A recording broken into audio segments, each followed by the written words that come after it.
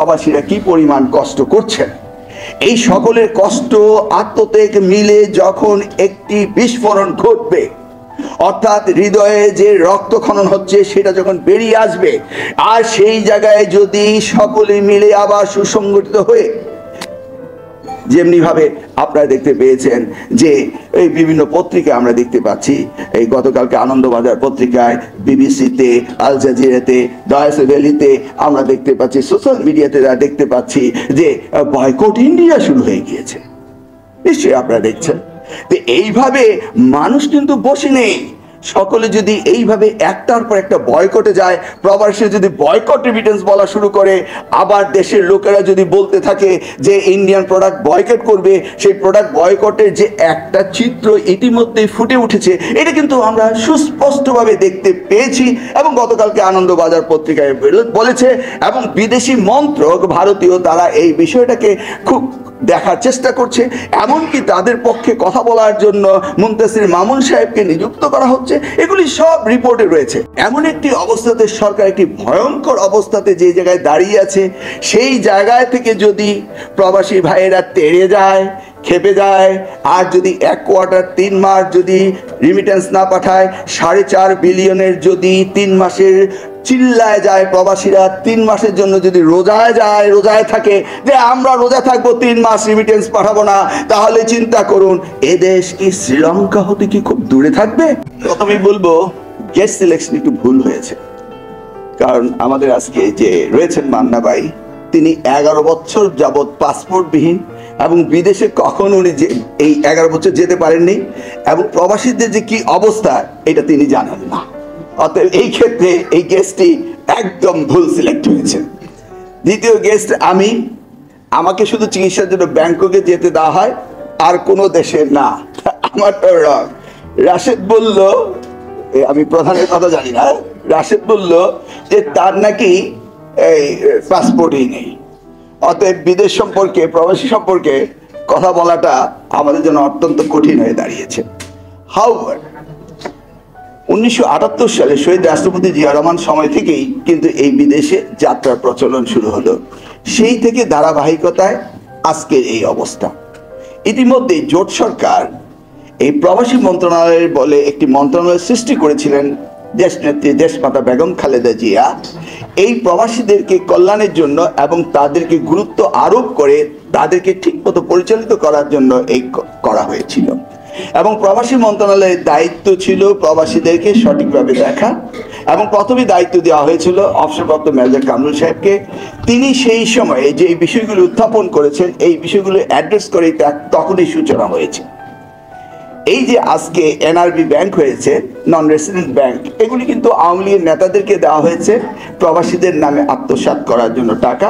এগুলি কিন্তু সত্যিকার অর্থে জনগণের বা প্রবাসীদের খেদমতের জন্য করা হয়নি। হাওবার আজকে প্রবাসীরা যে দুর্ভোগে রয়েছেন সেটা আমি মাঝে মধ্যে আসা যাওয়ার সময় এয়ারপোর্টে দেখতে পাই যে তারা কি ধরনের দুর্ভোগ রয়েছেন। তাদের সুবিধা দেওয়ার ব্যবস্থা এই সরকার করেনি। আমি রিমিটেন্স যোদ্ধা এবং প্রবাসী দুইটাকে বোধহয় সেগমেন্টেড করা উচিত। কারণ অনেক প্রবাসী রয়েছেন, যেমন এনআরবি ব্যাংকের মালিক সাহেবরা, ওনারা প্রবাসী বটে কিন্তু ওনারা এই রিমিটেন্স যোদ্ধা না। ওনারা বরং নূর যে কত লক্ষ কোটি টাকা পাচারের কথা বলল, সেই সিস্টেমটাকে তৈরি করেছেন তারা প্রবাসীর নাম দিয়ে, প্রবাসীর ব্যানারে, প্রবাসীর লেবাসে। মূলত তারা কিন্তু রেমিটেন্স যোদ্ধা না। রেমিটেন্স যোদ্ধা যে এখানে বক্তৃতা দিয়ে গেল, তারা হচ্ছে বাংলাদেশের রেমিটেন্স যোদ্ধা। তারাই কষ্ট করছে এই দেশের জন্য, এই জাতির জন্য তারা কষ্ট করছে। বর্তমান অবস্থায় এই পিছনে নুরো বলল অধিকার পরিষদ, আর এই কোথায় যেন বললো অর্থনৈতিক, কি দেশে অর্থনৈতিক বিপর্যয়। দেশে অর্থনৈতিক বিপর্যয় কিন্তু ঘটেছে। দেখেন আমাদের গ্রাম দেশে কথা আছে, কারো ভাদ্র মাস কারো সর্বনাশ।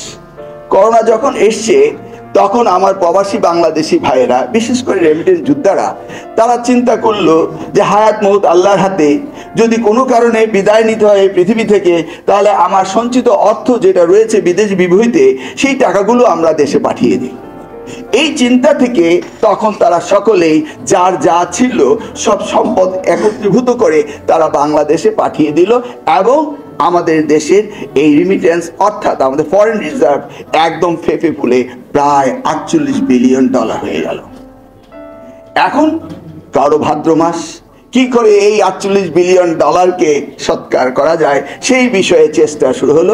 সেটা হতে হতে হতে এখন সঠিক তথ্য আমরা জানি না, যদিও গতকালকে বলেছে কিছুটা রিমিটেন্স বেড়েছে এই নতুনভাবে এই এক্সটেনশন অফ দ্য গভর্নমেন্ট, এই যে গভর্নমেন্টের যে অটো প্রমোশন পেল, এই অটো প্রমোশনের ফলে কেউ কেউ বলছে যে রিমিটেন্স বেড়েছে।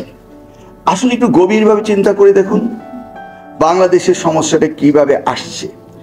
এই যে রেমিটেন্স যোদ্ধারা যদি 20 বিলিয়নের নিচে থেকে থাকে, 8 বিলিয়ন যদি আমাদের মাসিক ইম্পোর্ট হয়, আজকের পত্রিকা আসছে যে চিটাগাং পোর্টে সর্বনিম্ন জাহাজ এসছে বাংলাদেশে, এবং জেটিগুলো খালি, 6টি জেটি খালি, সেই ছবিও দেখিয়েছে। তাহলে বুঝতেই হবে যে ইম্পোর্ট কমে গিয়েছে, ইম্পোর্ট কমে গিয়ে মানি সার্কুলেশন কমে গিয়েছে, আমাদের দেশে আয় কমে গিয়েছে। সবই কিন্তু রিলেটেড ম্যাটার তো ইকোনমিক্সে। তো এই যে ইম্পোর্ট কমে যাওয়ার পরও আমরা জানি যে এখন 20 বিলিয়নের নিচে রয়েছে। আমি পত্রপত্রিকার কথা বলছি, IMF এর রিপোর্টের কথা বলছি না, সেটা হলে আরো নিচে, আরো তলানিতে আছে। আমরা জানি গত বছর 21.13 বিলিয়ন ডলার রিমিটেন্স বাংলাদেশে এসছে 23 সালে।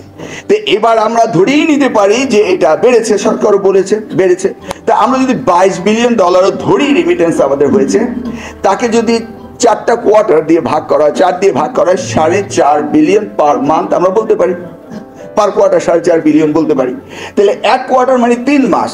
দেখুন এই 3 মাস যদি প্রবাসীদেরকে এই দুর্ভোগ দেওয়ার কারণে, তাদেরকে এই অত্যাচার অনাচার করার কারণে, তাদেরকে এইভাবে সুবিধা থেকে বঞ্চিত করার কারণে, যেভাবে সামগ্রিক পরিস্থিতিতে বাংলাদেশের রাজনীতি আজকে এই নির্বাচনকে কেন্দ্র করে ইউরোপিয়ান ইউনিয়নের যে রিপোর্ট এসছে, সেই রিপোর্টে সুস্পষ্টভাবে বলা হয়েছে এদেশে সঠিক নির্বাচন হয়নি।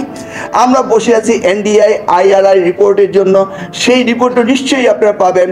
আমি আর ডামি আর মামি নির্বাচন নিশ্চয়ই তারাও স্বীকৃতি দিবে না। এমন একটি অবস্থাতে সরকার একটি ভয়ঙ্কর অবস্থাতে যে জায়গায় দাঁড়িয়ে আছে, সেই জায়গায় থেকে যদি প্রবাসী ভাইয়েরা তেড়ে যায়, খেপে যায়, আর যদি এক কোয়ার্টার 3 মাস যদি রিমিটেন্স না পাঠায়, 4.5 বিলিয়নের যদি 3 মাসের চিল্লায় যায় প্রবাসীরা, 3 মাসের জন্য যদি রোজায় থাকে যে আমরা রোজা থাকবো 3 মাস রিমিটেন্স পাঠাবো না, তাহলে চিন্তা করুন এ দেশ কি শ্রীলঙ্কা হতে কি খুব দূরে থাকবে? অতএব এইভাবে অবহেলা করা কখনো ঠিক না প্রবাসীদেরকে। আপনারা ভেবেছেন প্রবাসীরা ঐক্যমত্য নেই, আপনি প্রবাসীতে গিয়ে দেখবেন। আমি বহু আগে গিয়েছিলাম গালফ কান্ট্রি, ভেরি রিসেন্টলি না, বছর 3 আগে আমাদের প্রিয় নেতা নূর সাহেবও গিয়েছিলেন গালফ কান্ট্রি, প্রত্যেকটা ঘুরে দেখে এসছেন, এবং ওনার নিজের চোখে এখনো সেই অভিজ্ঞতা রয়েছে যে